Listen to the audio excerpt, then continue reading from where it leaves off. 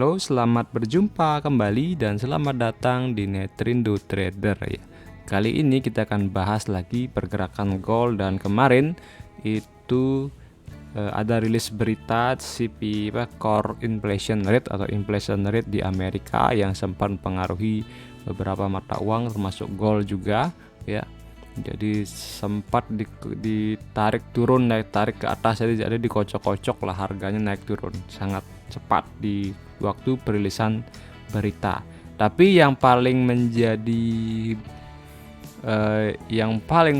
sebuah hasil dari pengumuman rilis berita tersebut ialah bahwa inflasi rate di Amerika itu yang di sebelumnya 7%, kemudian diperkirakan itu 7,3%, itu secara year on year atau dibandingkan dengan tahun sebelumnya. Nah, itu ternyata hasilnya di atas dari perkiraan, jadi 7,5%. Nah, hal ini yang membuat jadi perilaku pasar itu biasanya akan merespon, terutama gold itu pasti akan membeli ya. Jadi sehingga gold itu mulai naik, tapi sebelum naik dia sempat drop dulu, kemudian baru naik. Nah, ini sebenarnya sebuah perilaku pasar karena memang secara teknikal terlihat memang gold itu sudah mencapai titik area supply, cuma sempat disentuh kemudian turun, kemudian dia mencoba naik lagi dan menyentuh area supply di 1843 kemarin tuh high-nya, kemudian sempat turun lagi dan tadi pagi mentok di area 1821. Nah, ini di area 1821 itu adalah area support gold ya. Kita lihat di time frame 1 jam, saya gambar kemarin dan saya kirimkan di grup Telegram untuk analisa gold ya. Jadi kita entry-nya di sini, kemudian stop loss-nya di 1819 ya, atau 1820 lah. Kemudian take profit-nya nanti di 1840-an ya. Jadi seperti itu. Nah, ini risk reward ratio-nya udah lumayan ya, 1:3.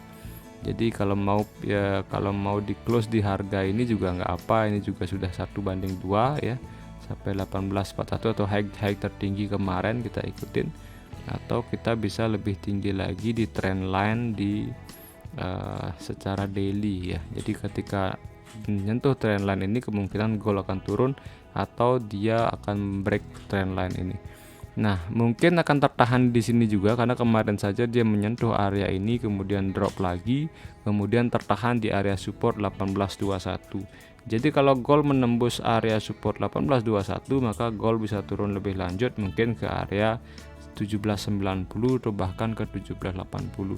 Jadi ini menjadi titik penting atau support penting sebelum gold itu menentukan gold apakah gold masih bullish atau masih bearish. Tapi kalau dilihat secara fundamental dengan terkait dengan inflasi yang tinggi tetapi the Fed belum menaikkan suku bunga, maka ini indikasinya pasti adalah gold itu masih naik. Apalagi ketegangan Amerika dengan Rusia itu mulai tensi ketegangannya menaik lagi ya, sampai pecah itu dan menjadi perang. Nah, itu bisa menjadi katalis juga untuk gold untuk naik lebih tinggi lagi.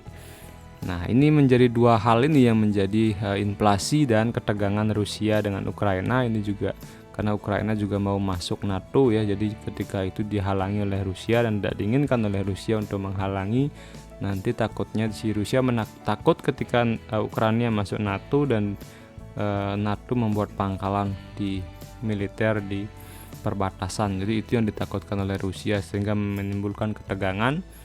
Nah, ini yang juga memicu menjadi katalis untuk meningkatnya gold. Oke, mungkin sekian untuk penjelasan secara fundamental dan juga secara teknikal. Nah, ini kemarin ya, jadi kemarin saya nggak sempat buat video, tapi 2 hari sebelumnya saya sudah mengatakan bahwa ketika gold break di atas 33 maka dia bisa melanjutkan naik. Nah, sekarang kita lihat berita yang hari ini itu menjadi Michigan Consumer Sentiment. Nah, ini juga ya menjadi sebuah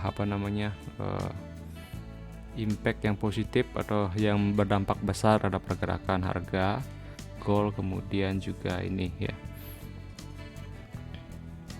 Ya, jadi ini terkait dengan daya beli ya, daya beli masyarakat. Nah, ini akan dirilis di jam 11 waktu Bali ya, jam 11 atau jam 10 WITA malam ini. Ya, jadi kita tunggu rilis berita ini, yang ini juga dampaknya sangat besar sekali ya. Kemudian dia juga merilis Michigan 5 years inflation expectation. Jadi di sini dia bisa meramalkan 5 tahun ke depan inflasi itu seperti apa. Ini juga akan menjadi katalis untuk gold ya. Walaupun sebenarnya dampaknya rendah jadi seperti itu. Kemudian di sini yang paling ditunggu-tunggu adalah Fed monetary policy. Nah, ini mungkin akan menjadi clue apakah the Fed akan menaikkan suku bunga di bulan Februari ini, atau dia akan memberikan clue tidak di bulan Februari. Nah, ini juga mempengaruhi pergerakan harga gold. Jadi kita lihat juga, kalau kita secara analisis fundamentalis ya kita lihat itu. Tapi kalau kita lihat di secara technical, nah itu kita bisa buy karena dia nggak membreak support di sini. Jadi kemarin itu sempat menyentuh 1821, kemudian terlempar naik ke atas sampai ke area tertinggi 1837, kemudian turun lagi ya. Kemudian turun lagi, dia menyentuh 1824, kemudian dia naik lagi dan menyentuh high tertinggi sekitar 1841 ya, 42. Nah, kemudian langsung membentuk engulfing bearish ya. Kemudian dia turun. Nah, dia tidak membreak area ini, area 1821 support ini. Jadi sehingga ketika kita tahu ini kemudian tidak di break, kemudian membentuk pola, ini adalah pola candlestick bullish engulfing di time frame H1, sehingga kita bisa ambil posisi buy di sini ya. Kemudian stop lossnya di bawah atau TP di sini ya. Nah, ini tertahan di sini karena di sini ada ini ya. Jadi ada area supply-nya juga. Jadi drop kemudian membentuk doji kemudian drop. Nah, ini juga akhirnya dia tertahan di sini di area ini. Nah, di sini kalau dia pengen melanjutkan, artinya ketika di area ini akan menjadi titik juga apakah dia lanjut naik atau jangan-jangan dari sini dia bertolak untuk turun lebih tajam lagi ya. Nah, kita bisa lihat nanti di sini apakah di break apa tidak. Kalau tidak di break berarti kita bisa TP di sini saja, kemudian kita lihat apakah ini akan di break sehingga dia bisa turun lebih tajam lagi.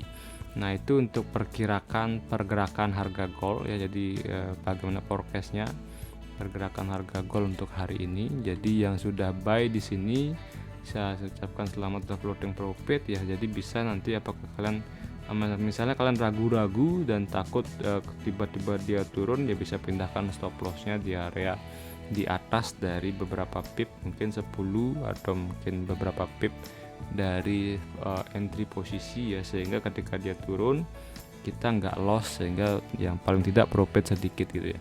Nah, itu bisa dijadikan sebuah cara atau strategi juga. Kalau tidak ya nggak apa-apa, kalau kita sudah kalkulasi di sini berapa resiko, jadi kita sudah siap dengan resiko tersebut. Jadi keputusannya adalah dua, kena stop loss atau TP kan gitu ya.